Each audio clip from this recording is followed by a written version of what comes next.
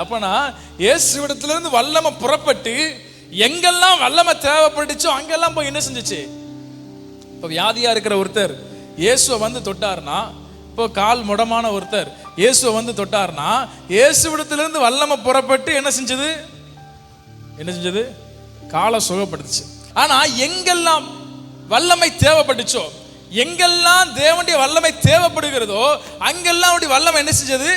செயல்பட்டுச்சு. இன்னைக்கு பாருங்க, ஒரு எடுத்துக்காட்டுக்காக நான் சொல்றேன். இப்ப நம்ம கார்லயோ பைக்லயோ அல்லது பஸ்லயோ போய்கிட்டு இருக்கோம். பிசாசு நமக்கு விரோதமாய் ஒரு திட்டம் வைத்திருக்கிறான். ஒரு 2 கிலோமீட்டர் தூரத்துல எதிர்த்தாப்புல ஒரு வாகனம் வந்துகிட்டு இருக்கு. அந்த வாகனம் நம்ம மேல இடிக்க போகுது. அதான் பிசாசுடைய திட்டம்.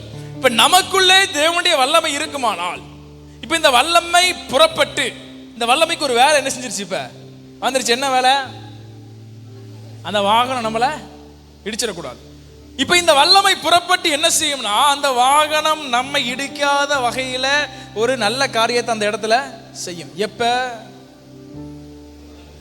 வல்லமை